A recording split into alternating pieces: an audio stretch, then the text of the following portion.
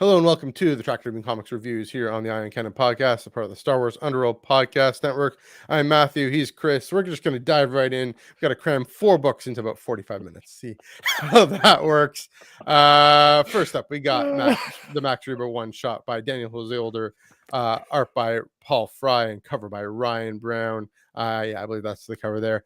Who is plotting to kill Jabba the Hutt? Wait, someone else is plotting to kill one of the galaxy's most infamous gangsters? You better believe it. When you're Jabba the Hutt, you make a lot of enemies, and sometimes they're even under your employ. Max Rebo and the band have their own plans on how to deal with a mobster like Jabba. This issue bookends our Jabba's Palace one-shot and leads directly into Return of the Jedi film. Chris, first off, I'll throw it to you. What did you think of this when you read it, and if you've had some time to reflect on this pretty cool one-shot? Yeah, I was a little bit grumpy when I was going into this because I was like, out of all the cool side characters in Return of the Jedi, what is this fascination everybody has with Max Rebo? And it didn't take long for me to like, oh, this book is actually really good because it gives us something we don't get a lot in Star Wars, which is like the music side of things. So we get to see what's going on with these two drumming characters, which resonated with me because I play drums. So that was pretty fun. And then you get to see like this story about these two friends that are kind of pitted against one another, or two coworkers really that are pitted against one another. One has to protect Jabba, one wants to take him out. And in the meanwhile, you have this mentor that is haunting Max Rebo. I thought that was fantastic. It was a nice balance between the stories. I do like how intersected between events of Return of the Jedi. You get to see Leia and Chewie, you get to see, the Sarlacc pit. We know that Max Rebo survives into the Book of Boba Fett, and we even get that nice little reference to Book of Boba Fett in the last panel there with Gaza something. I forget. Flip. Gaza Flip or something like that. The Yeah. Twi'lek. Yeah. Overall, I thought it was pretty cool. What about you, Matthew? Yeah, that was pretty fun. Like I said, yeah, Max Rebo music. I mean, there has been music in Star Wars comics. There's been music in Star Wars, obviously, with Max Rebo. I mean, the Cantina in New Hope, but of course, Max Rebo and his band in Return of the Jedi. Between Daniel Jose Older and Kristen Baver, they're holding down the fort with this blue guy, Kristen Baver. Of course, the Return of the Jedi Factbov coming out very soon. She has the Max Rebo shorts. No, she doesn't have a Max Rebo short story. She's loving it on social media. That's what it is. I forget who's writing the Max Rebo short story in that one. Someone else. Phil Stozak. He's doing that one. Anyway, figure if anyone else, it would be Daniel Jose Older to write this fun, wacky comic. Really about these two brothers, really, who are pitted against each other, kind of adopted. One's a weak way. I think one's some other species, but like you said, my favorite thing was the way it was sort of, I mean, it was a little bit of a Return of the Jedi Factbov. It had the kind of the events that we know off to the side on an angle, and we're on an angle with Max Rebo, and we think he's stealing this crystal, and then we have Jabba laughing, but it turns out he's laughing at Han Leia, or trying to escape. That was great. That was funny. And the sail barge. I thought, one last comment there, I thought the scene at the end of the cantina, that was it felt like a bit of a reference to the end of the Crimson Saga, with Kira in a cantina by herself saying she survives everything, but she's on her own. With Max Rebo, he's a bit more content with being on his own, being away from everything. Thankfully he survived, because I was worried so on the sail barge it's gonna explode. We know that. Huttslayer Leia is going to take him out, take everyone out. But it turns out he's okay, and that's pretty sweet. That's all I got to say about that. It's been a bit since I read it. I don't know if you have any final thoughts on that one. Yeah. Okay, I managed to pull up my notes in time, so I have a couple more things to say. So I like how this song basically that is in his mind that his mentor gives him. It's a lot about death. All this stuff about death. This really dark, somber kind of like meaning to this guy's songs that inspired him. And then by the end, he's like, no, I'm writing about songs for life and living and being happy that we're here. And I like to see that character arc of him just going through that, And another thing that, we're the Ion Cannon podcast. You guys are deep diving into the lore of Star Wars, I think one thing that I really liked is just the inclusion of the Weequay people and Mhm, how their lives they kind of explain like DJ Elder kind of explains like why we always see Weequays with like the huts and stuff. I mhm, thought that was really interesting because they always get a bad rap because they're always, kind of pirates and smugglers. But it's like they look up to Jabba, they look up to the Huts as kind of their saviors, as like their providers. Like they work for them, and the Huts like provide them mhm, safety and sustenance to keep on going. So that's why it's like this guy's mother or matriarch of the mhm. clan or whatever was like, no, you gotta save Jabba because if without Jabba, we're nothing. We're gonna kind of wither. So I really like to see like, okay, we got a deep dive into the species of the Weequay people. Yeah, it was interesting to see their clan loyalties. Like I said, an adopted brother, family loyalties. Lore, yeah, they tend to be kind of one-dimensional pirate characters. Hondo's the one kind of an exception, even though he's still the pirate, but he's still Mhm. an amazing rich character. We get more. We get to fill out the weak species, and again, clan loyalty, family loyalty, that it even sees the hut in a positive light to some Yeah. extent.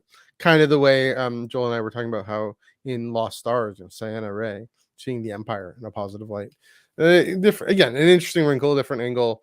Doesn't Mhm. change the overall tone and tenor of who the Huts are and what the Empire is, but uh, love to see artists, especially authors such as DJO, really explore Yeah. different sides of things. So, Mhm. all right, we got to move right along here. Star Wars Ongoing number 37, written by Charles Soule, the man himself, art by Madabek Muzabekov, cover by Steven Segovia. Lobot Lost, a Dark Droids tie-in. Yeah, first of all, I'll say we did the one shot, and now we're gonna get into the Dark Droids Yep. books, the three Dark Droids books. A Dark Droids tie-in. Something has gone horribly wrong with Lobot, putting the rebellion at terrible risk. Lando Calrissian will do anything to save his friend, even if it means betraying the rebels. Will the scourge of the droids destroy any chance to cure Lobot, or will he be lost forever? I'll dive in there. First off, really great to see Charles Soule, especially he's one of the guys who's able to really weave through in the different comics he's written, the different things he's set up for himself, right? Mhm. So clearly, yes, the Dark Droids tie-in, but it's also as advertised the follow-up to that Lando comic from 2015, I believe, where he really has a wonderful, heart-wrenching, Mhm.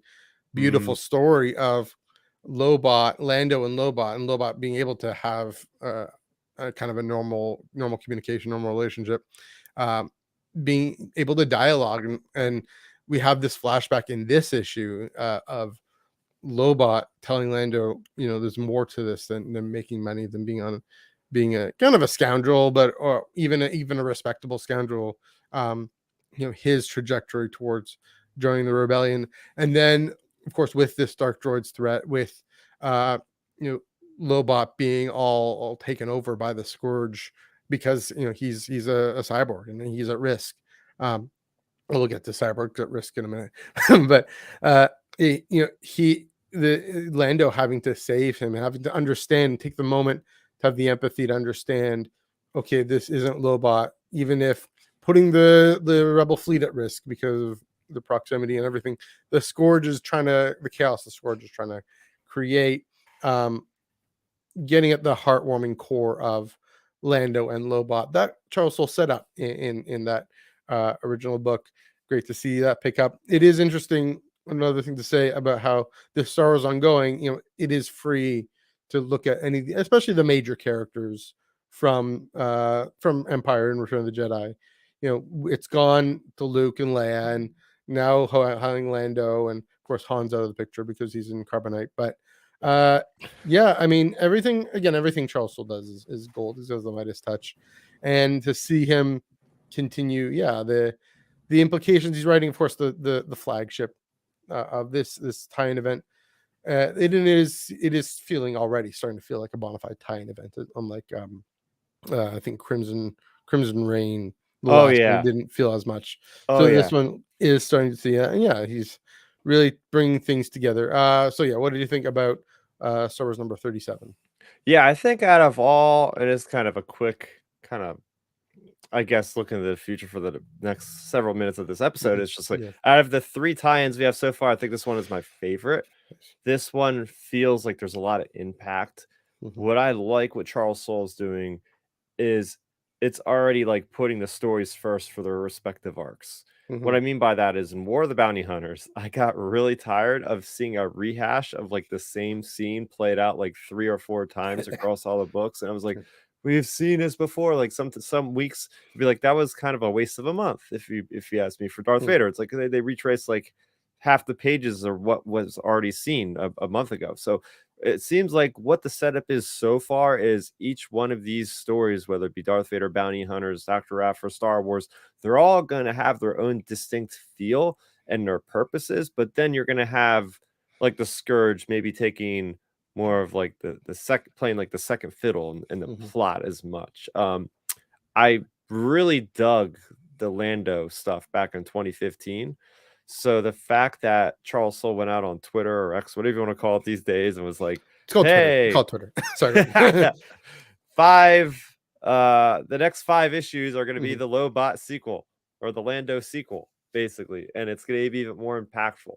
So I like the idea that if you weren't aware of what happened already, they kind of summed it up pretty nicely in just a couple of little flashback panels of like, oh, there's Lando, there's Lobot talking, oh, there's Lobot doing a sacrifice. I like that. I like the Yeah. vulnerability of Lobot. I don't think he was exactly taken on by the Scourge yet. I think what's happening is that it's just like by process of his age is explained. Like he is starting to just go Mhm. literally, like I said in my title, like haywire. Right. It just kind of Great pun, by the way. Great pun. it And you didn't can see even that you intend it. recap in the description in the comments below. Anyway, sorry, go ahead.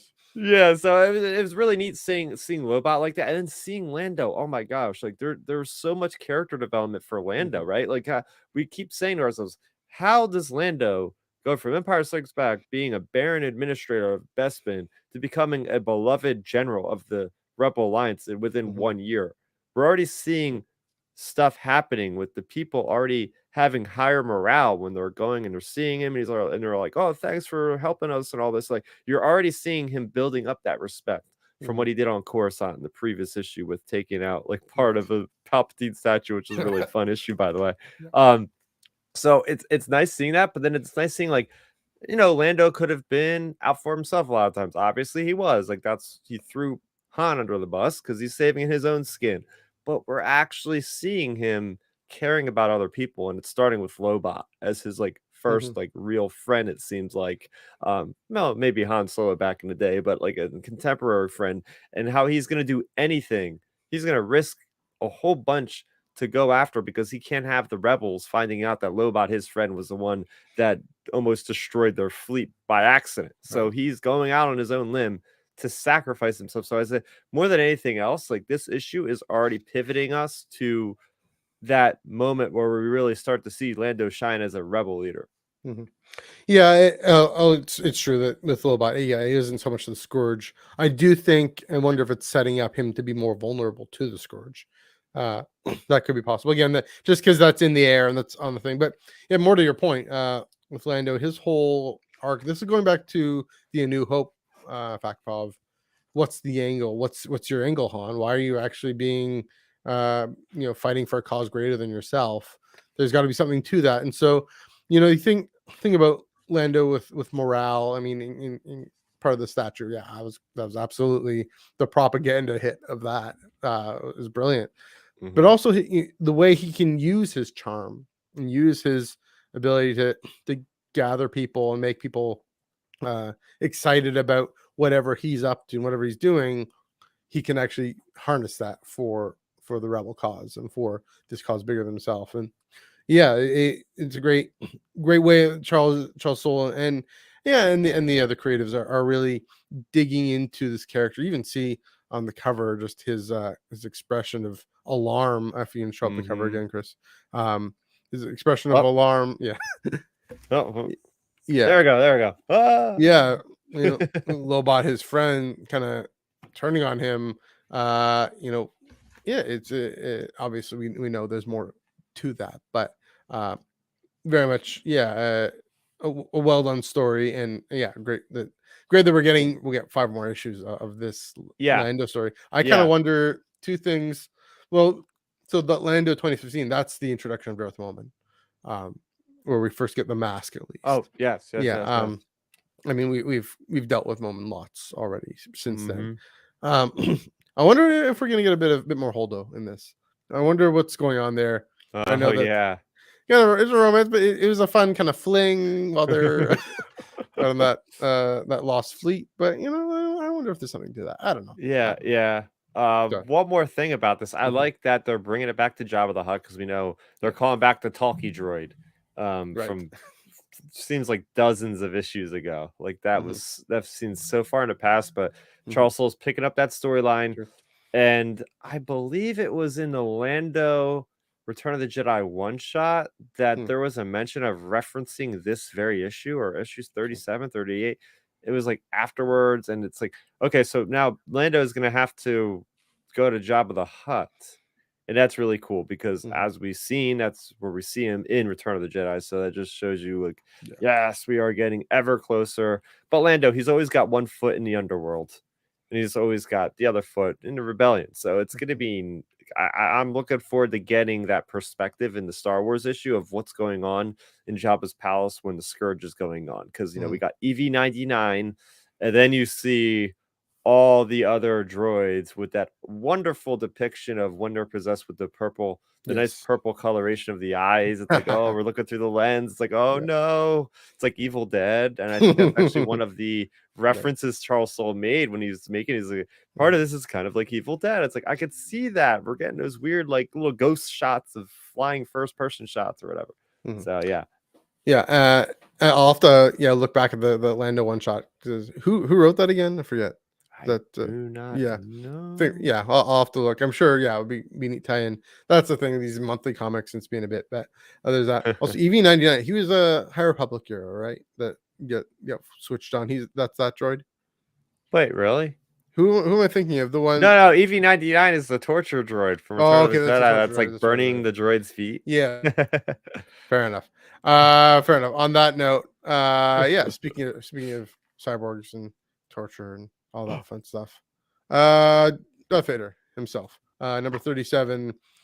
Uh, yeah, written by Greg Pak, art by Rafayenko, covered by Len Liu. Yes, that is Obi-Wan and uh, uh, you want my blanking. Obi-Wan and Qui-Gon on the cover there. Yeah, so it's the Curse of the Jedi, a Dark Droids tie-in. Killer droids have taken over Darth Vader's flagship Super Star Destroyer, the Executor.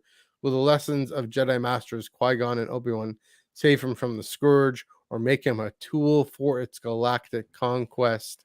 Yeah, I'll throw this to you. What do you think of this fantastic, very prequelist issue?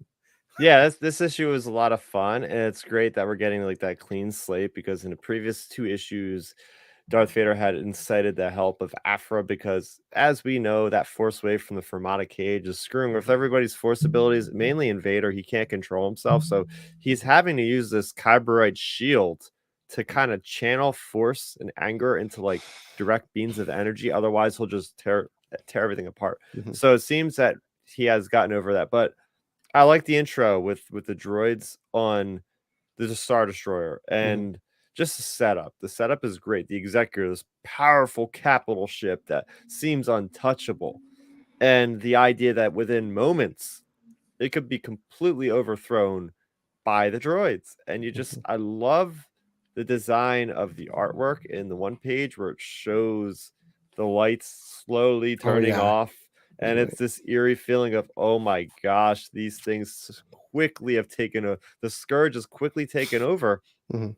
And then the juxtaposition of going back to Mustafar and seeing all the oranges and the brighter kind of reds and oranges compared to the darkness, and just I love the depiction. I like Mhm. the direction, and it's fun to just see Darth Vader just coming back to himself and having that power. Then Masamita calling him, and he's just like doesn't take crap from him. He's like, yeah, that's why my droids haven't responded to me. Yeah, I'm in control now. Now they're mine. That's why they haven't said anything to you. Mhm. Um, I like the idea that they're calling back to the Jedi train. You have this droid that's like speaking to Vader, like, "Oh, just fix this machine, and then we'll be able to safely get these droids out of here," or whatever they were planning on doing. And it's the flashbacks that were really neat because you got a flashback between Annie and Qui-Gon, and then something I got a kick out of was the Obi-Wan show having flashbacks. That's the first time we've seen the Obi-Wan show reference in, I think, anything. And it's just the fact that Vader is so far gone that he doesn't want to fathom the idea of channeling his more of his Jedi abilities of the Force. Like he just has rage and anger, and we just see him in full destruction mode, just wrecking people. There's that one page; it's a full page spread where he's got this top-down angle, and he's got these droids behind him, and he's got the shield, and he's just vaporizing people in front of him. So I really did enjoy this story. It's a great starting off point. I feel like right now the slate is kind of clean, and now it's just a matter of, oh, is Vader going to completely? I mean, it's obvious it's going to happen because the executors in Return of the Jedi, but it's still fun to see like how they get there, being that they're about to be destroyed by a bunch of Star Destroyers because they need to get rid of this threat before it gets infected further, you know? Yeah, on that note about the city being the city as in the Superstar Destroyer being progressively darkened. Yeah, Raphael Yanko really did a great job helping us feel that moment, feel just how vulnerable Vader's flagship is, and yeah, really just you can see it like in a film, like really well done. I will say though, you mentioned Vader. He's so far gone. He doesn't want to remember his Jedi training. Again, I'm going to say this every single time this issue comes up. Is Darth Vader, especially this book comes up. This is making a beeline to that moment on the second Death Star with Luke on the floor. Vader thinks he's invulnerable, and I mean, all three of these runs, the Kieran Gillen, Charles Soule, and now Greg Pak, all about pointing the holes. Where's poking the holes? Where is he vulnerable? In Saw basically literally poking the hole in the eye, like with Kenobi and Ahsoka. But yeah, I mean, where is he vulnerable? And one of the ways we think he's always vulnerable, and this is in the Kieran Gillen run in Red, White, Black, with his droid mechanism being overtaken somehow, or all the droids on the ship being able to take him out potentially. Turns out Anakin Skywalker grew up being able to literally built 3PO, right? He built, I mean, he took him from parts, but whatever. He's able to remember his skills and talents. And I go again with the Kieran Gillen. There's a moment with Aphra where he's able to just flick a switch basically and fix a massive problem.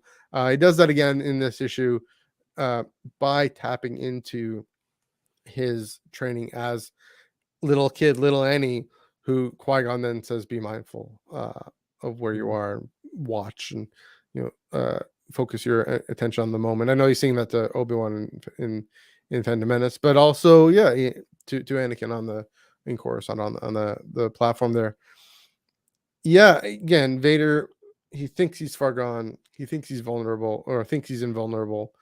We know he isn't. We know everything about Anakin that is good and right and light is about to come roaring back in a future. We don't know how much time. This is all about preparing him, all about making the way for Anakin to remember himself, and doing that. And whenever we've gotten a flashback, whenever we've gotten a moment, all the way back to, again, issue number 6 of the Kieran Gillen run, one of my favorite moments in all of Star Wars, because it set up everything that we've had since then in all three of these runs, about with Anakin and Padme telling him she's pregnant, all the way until now, saying, yeah, this guy's still alive, these memories are still alive, there's still light in him. And this is in a way, this is what's justifying this time, these comics, is to say this is the beeline. This is making a straight way to saying, okay, Luke, Padme's son is writhing on the floor. Anakin is going to come save him. And yeah, as hard as Vader tries to reject that and push it away, he ultimately can't. And so, even in the face of these threats, having to use this kind of ruthlessness, Mm-hmm. strength, violence, it's Mm-hmm. still with an undercurrent of heroism that Yeah. we're starting to see more and more. Red, white, black, we see a little bit, I think, in this one, a little bit as well. That heroism is gonna progressively continue until we see him, of course, wrestling with it in Return of the Jedi.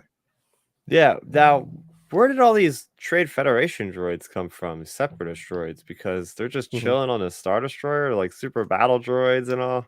I That was wonder like if that was interesting. that army that Aphra had found, like, Oh. all the way back, and maybe he still held on to Uh, them. I don't know. oh, okay. Yeah. Also, I'm trying to figure out the logistics of the whole Scourge. Now, Hmm. they always show that like, that little disc droid with the spindly legs, but Hmm. like, are there multiple of those, or is he just the one? Because Yeah. I'm trying to think of like how that could be possible. He could be so many places at once. Because it's I have an like, answer for you, Chris. oh Bluetooth, Wi-Fi. yeah. You know, I don't know about you. It's I'm like using Wi-Fi right now, so I think, yeah. I mean, I get that, like the little disc, it could jump to jump, but yeah. Um, because like he goes from one droid to the other droid to the other droid. That would take a long time to activate a yeah, whole ship of droids one at a time. That's why I'm just like, is there? Did he replicate himself? Like, that's possible. it's Yeah, interesting. It's like what? It's like the mouse droid is always the vessel. I'm gonna have to look back at Dark Droids #1. Maybe there sure. were like multiple. Like Mhm, I think there was now that I'm thinking about it. But yeah, I think that's interesting about mhm, you know how many standout moments does Vader need before he's ready to make that jump mhm, between Padme, his son? What gives him just the strength to just overcome the dark side? How many lessons, how many things in the recent history are mhm. gonna allow him to come back to the light for that moment? Yeah, It'll be interesting when it's all said and done. You can be like, all right, if you want to see why Vader turned, you got to read this series. It's set in between Empire and Return of the Jedi. It'll sure. give you a great idea of why it is he just suddenly changed. Mhm. And it's interesting that Greg Pak is the one to write, that they've continued this on, because of Yeah. course the beginning of this run, we go to Attack of the Clones, we go to uh, the moment where I would say Darth Vader is born, uh, Mm-hmm. with, murdering the Tuscans, not just Yep. the men but the women and the children too. That is the birth of Darth Vader. That is the great horrendous act that Mm-hmm. he has to do to become a Sith Lord, and now Greg Pak is the one to help undo that and to show that story. So really, really beautiful symmetry, really wonderful. Yeah, I don't know if you have any more. Do you have any more thoughts on Vader #37 before we move on?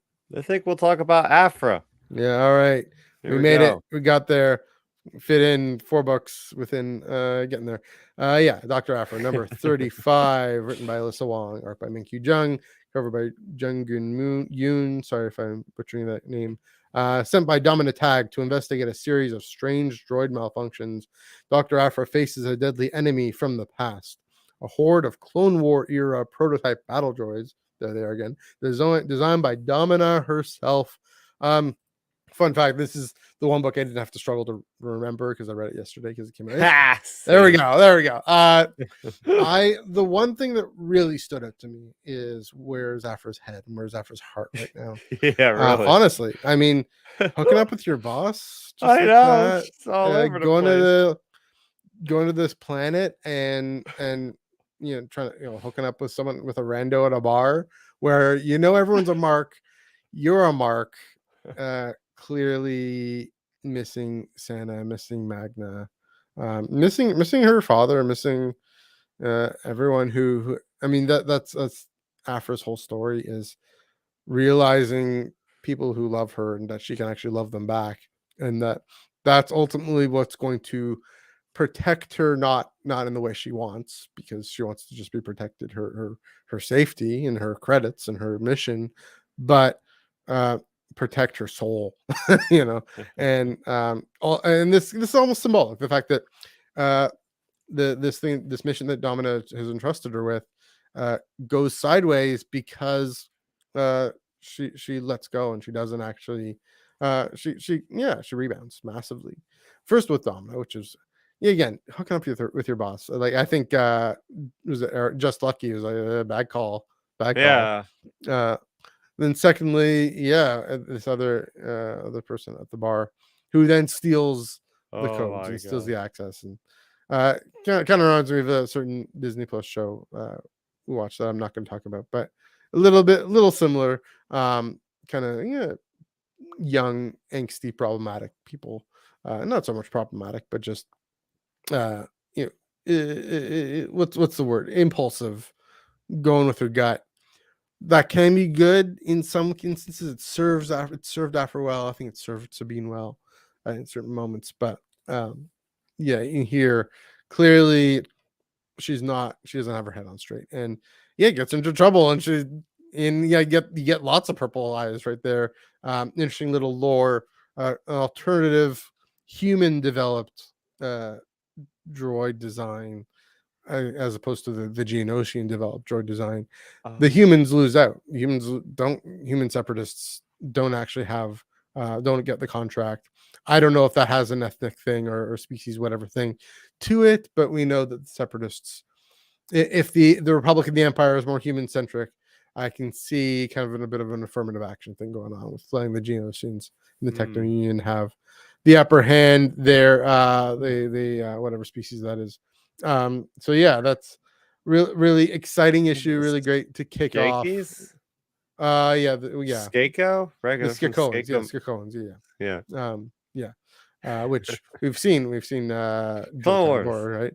Yeah. In the Vader comic. But yeah, really great Oh, to kick this off, this aspect of Aphra off. I think I mean, you got to have weird droids somehow because it's dark droids. So she's got to get in trouble with droids in Clone War era prototype.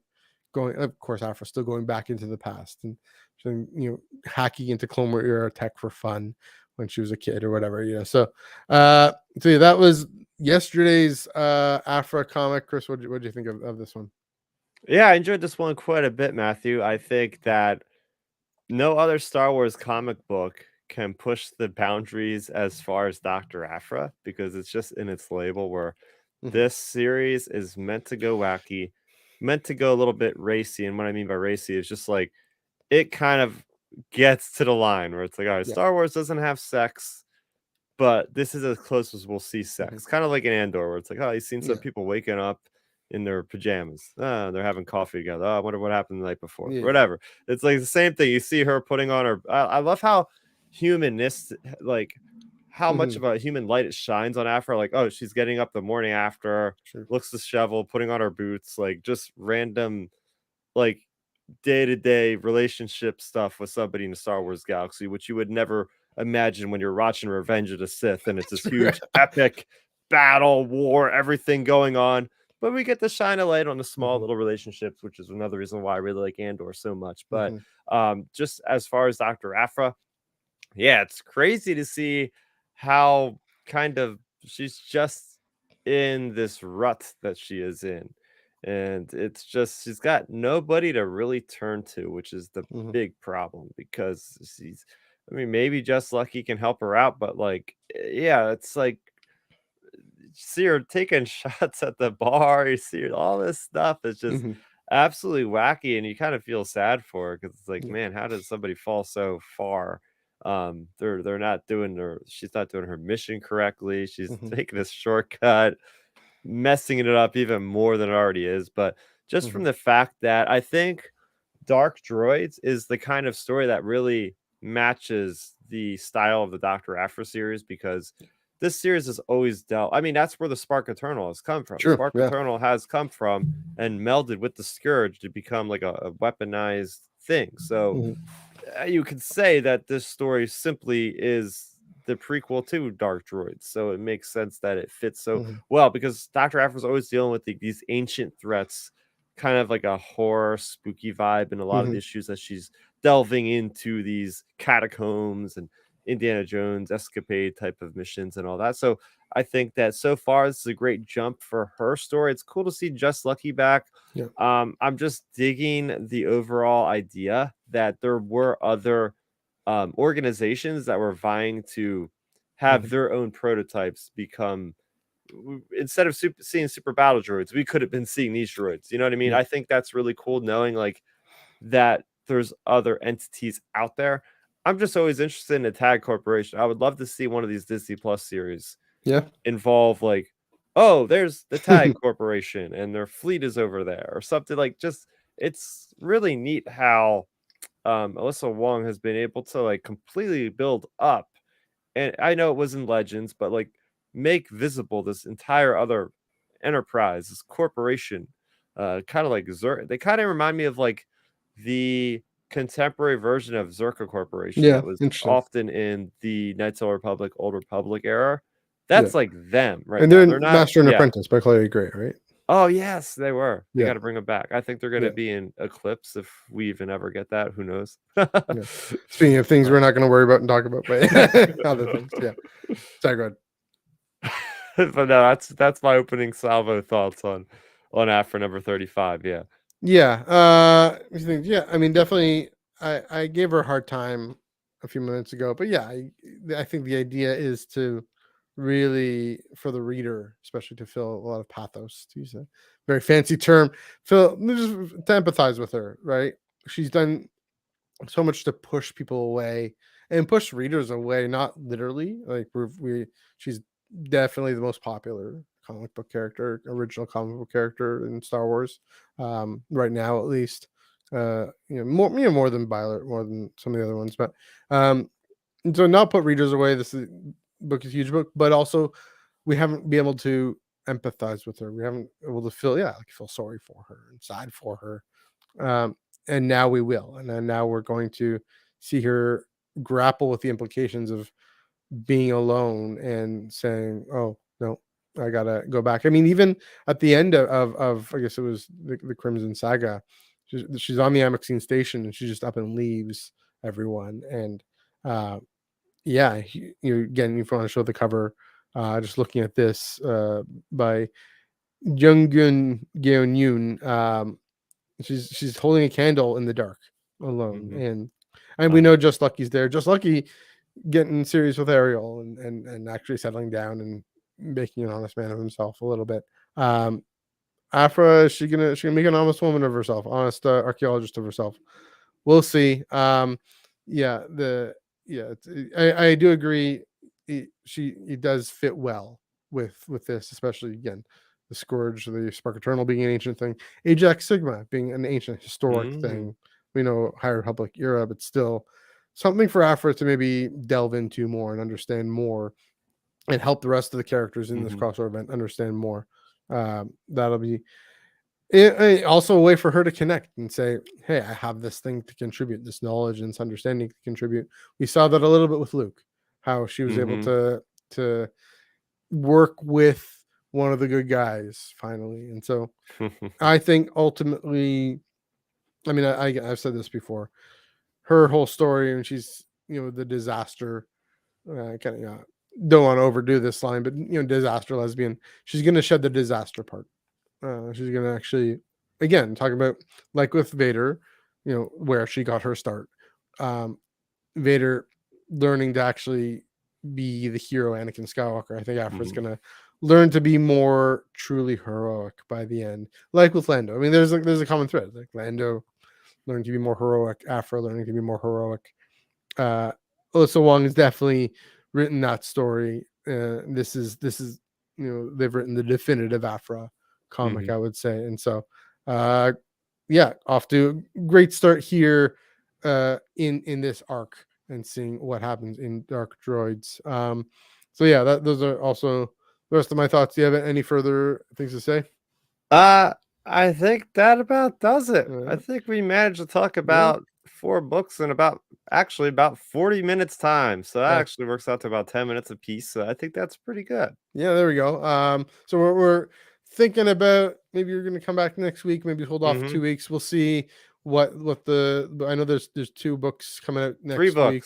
there's But 3 we're books not coming out talking about next week. Mandalorian because it's literally a Yeah, copy that paste doesn't. I don't really thing. count that one. Now there's No. 2 news stories coming out next week, so we'll see if we come back. I'm going to be at Fan Expo Canada in the next starting Ooh. today until Sunday. So hopefully have some more content up there. Check out my calm before the not so calm before the con over on Spotify and of course on Instagram at Ion Cannon Pod EYEONCANONPOD. Chris, where can they find you on the internet?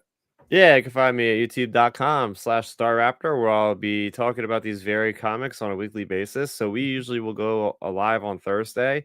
You can check out my thoughts maybe just a couple hours before this. I put out like a 5-minute review. Usually they run about 5-minute video. Yeah. So if you want to get like my pre-thoughts on some of this stuff, Right. go ahead, check out the channel. Go ahead, check out the video. And much more content will be on the way. There you go. Yeah. Yeah, and I wasn't able to get the link in from today, but the link from the previous 2 weeks is in the description below. So give that a look. Always up for more Starrapter content here at the at the Iron Cannon podcast. The senior time materials correspondent. There we go. There we That's go. pretty good. And also speaking of which, the Iron Cannon podcast is back. Yeah. Joel and I took a break, but we're back this past week.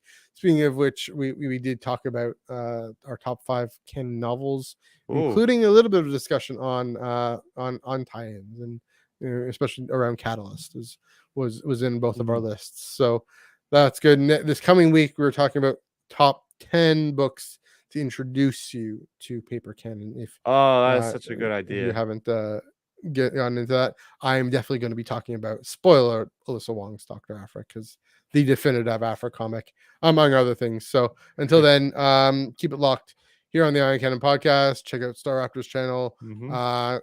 Join the Underworld Discord. Didn't put the link in. I don't think it's in the description, but DM us. Let us know on Twitter, Instagram, Threads.